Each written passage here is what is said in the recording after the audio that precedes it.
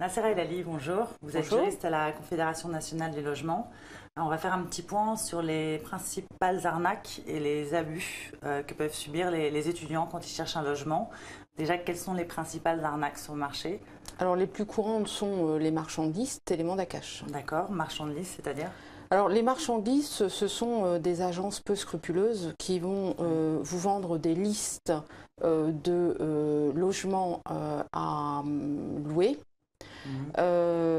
Avec des offres relativement attractives et qui s'avèrent en fait vides de substance puisque la plupart des logements seront soit déjà occupés, soit ne correspondront à rien du tout parce que vous n'arriverez tout simplement pas à joindre le prétendu propriétaire au téléphone. D'accord. Donc règle numéro 1, ne jamais payer pour avoir accès à des annonces. On n'a pas à payer pour avoir une liste d'annonces. D'accord. Ok, règle numéro 1. De toute façon, les annonces, il y en a plutôt beaucoup dans les sites internet, dans les différentes agences. Tout à fait.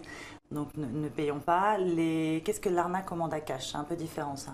Alors l'arnaque au mandat cash, vous avez, donc on va citer un exemple typique, vous avez un propriétaire qui vous propose, ou un prétendu propriétaire pour être exact, qui vous propose un logement très attractif pour un loyer dérisoire. Ouais.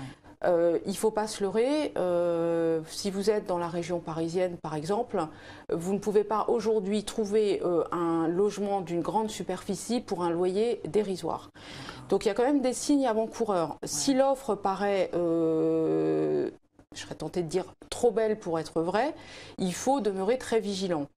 Si en plus de ça, vous ne parvenez pas à avoir directement le bailleur au téléphone, qui n'est pas disponible pour une visite, et qui vous demande au surplus de lui envoyer un mandat cash, là, il faut arrêter tout de suite. Hein. Arrêter tout de suite. C'est gros comme le nez au milieu de la figure. Hein. Donc dans l'idée, les conseils, c'est 1, d'essayer de se renseigner un peu sur les prix moyens par quartier. Déjà, tout à fait. 2, essayer d'avoir au téléphone ou de visu le plus vite possible le propriétaire. Et 3, ça, c'est une évidence, peu importe la forme, ne jamais verser d'argent, de chèque ou de mandat cash avant la visite, avant la signature du bail. Tout à fait, bien sûr. Donc ça c'est les règles concernant les arnaques.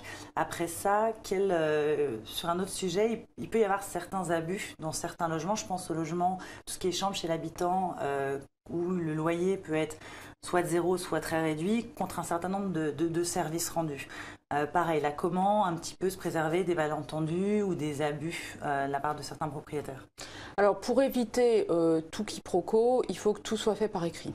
D'accord. Il faut un contrat précis qui dise très clairement, noir sur blanc, que la location est faite soit à titre gratuit, comme vous le rappelez, soit moyennant une participation dérisoire, mais contre tel service, qui soit clairement stipulé dans la durée, dans la fréquence, et essayer effectivement de détailler au maximum les prestations attendues contre le logement. D'accord. Donc de même que ça paraît assez légitime qu'un propriétaire se mette d'accord avec vous sur les règles de vie dans la chambre, dans sa maison, à l'inverse, l'étudiant a aussi en droit de préciser au propriétaire et de mettre noir sur blanc ce qu'il s'engage à faire. Tout à fait, bien sûr. C'est dans son intérêt. Exactement. Et comme ça, en plus, tout le monde est d'accord et il y a un texte pour nous protéger. Tout à fait. D'accord. Très bien, merci beaucoup. Et je vous en prie.